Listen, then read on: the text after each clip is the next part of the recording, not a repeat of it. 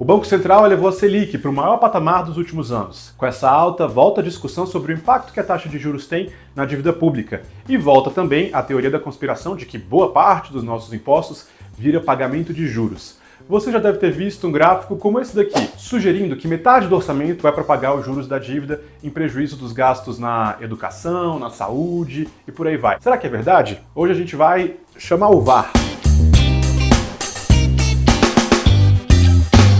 Essa tese é bastante popular na internet, junto com a ideia que bastaria auditar a dívida pública para melhorar a situação das nossas contas públicas. Assim, a gente deixaria de destinar dinheiro dos impostos para pagamentos fraudulentos e poderia finalmente melhorar a vida da população. Infelizmente, não é tão simples. Essa ideia, que já foi defendida por pessoas tão diferentes quanto Jair Bolsonaro e Guilherme Boulos, é remanescente de um período quase longínquo, quando o Brasil produzia os superávites primários. Quer dizer, a gente economizava parte da arrecadação dos impostos para pagar os juros da dívida pública. Só que desde 2014 a gente tem uma situação muito diferente. O Brasil incorre em déficits primários, quer dizer, não consegue pagar todas as suas despesas com educação, saúde, previdência e por aí vai, apenas com dinheiro dos impostos.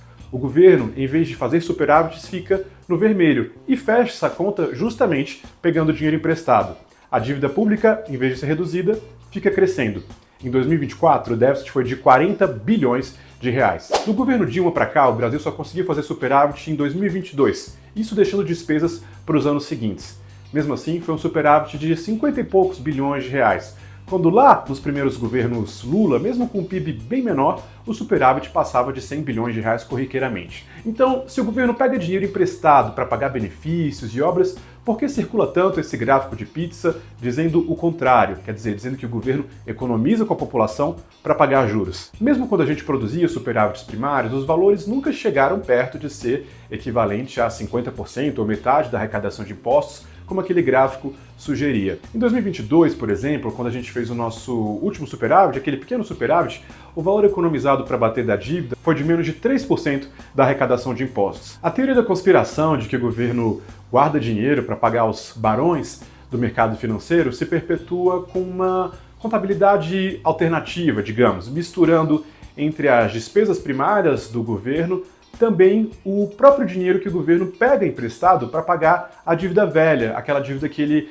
não conseguiu pagar fazendo superávites primários. Seria como se o João, devendo para um banco A, pegasse dinheiro emprestado no banco B e passasse a considerar no seu orçamento doméstico o novo dinheiro que ele pegou emprestado como fazendo parte do seu próprio salário. Na verdade, se a gente olhar para o lado da receita do governo, a gente vai ver que boa parte do dinheiro que o governo recebe não vem dos tributos, mas vem sim de empréstimos.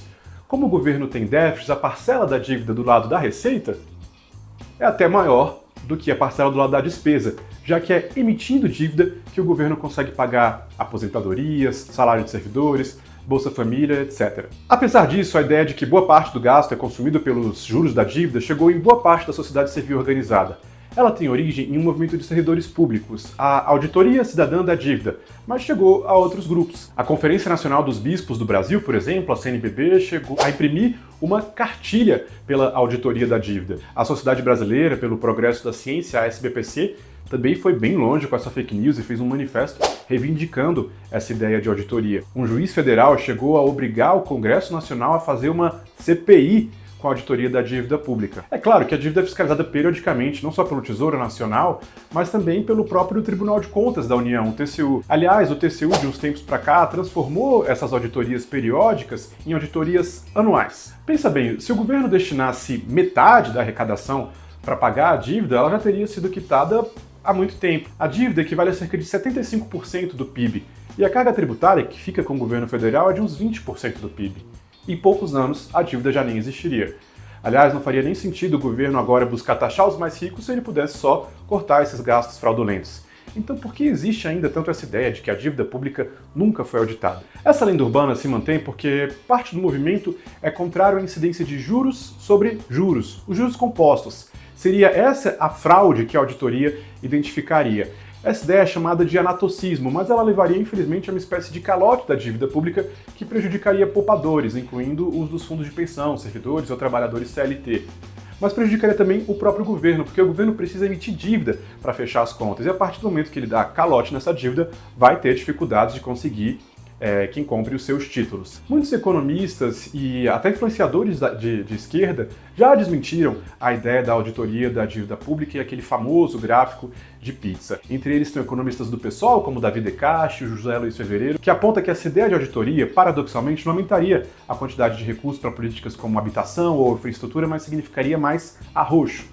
Outros economistas de esquerda influentes, como a Laura Carvalho e o Guilherme Mello, que hoje é secretário de Política Econômica do governo federal, também já combateram esse argumento. O Guilherme, secretário, já apontou que um eventual cancelamento dos pagamentos não traria mais dinheiro para a saúde, à educação, mas, ao contrário, dificultaria o financiamento dos déficits. Recentemente, quem defendeu uma ideia parecida foi o Donald Trump. O presidente americano deu uma entrevista, já depois da sua posse, dizendo suspeitar de fraudes na dívida pública e que ela seria talvez bem menor se fosse, digamos, auditada. E então, como se parece o gráfico da despesa do governo? De verdade, eu fiz um gráfico com a mesma formatação, considerando as despesas primárias. E ele é assim. A gente vê que a maior parte do gasto já é com previdência e o BPC, o benefício de prestação continuada. Funcionalismo fica com uns 15%, saúde 9%, educação 7%, Bolsa Família 7%, e sobra pouco para as outras despesas ou despesas também discricionárias, energia, transporte, indústria, agro, fica tudo aqui nesses 9% que resta nessa parte cinza. Então, segurança pública, defesa nacional, saneamento, gestão ambiental, cultura, desporto, lazer, habitação, etc.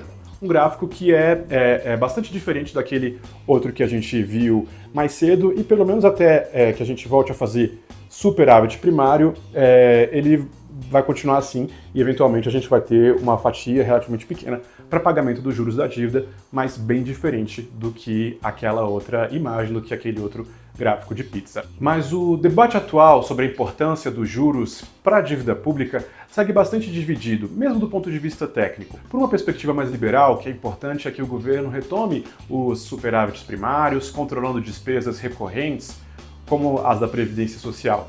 Isso, ao sinalizar por uma trajetória mais estável de endividamento, reduziria a percepção de risco sobre a dívida pública e levaria a juros menores exigidos pelos credores, ou seja, não importa tanto o que faz o Banco Central, o que seria importante é que o governo suasse a camisa. Já economistas mais à esquerda reconhecem sim um papel para a taxa de juros definida pelo Banco Central que deveria ser mais baixa.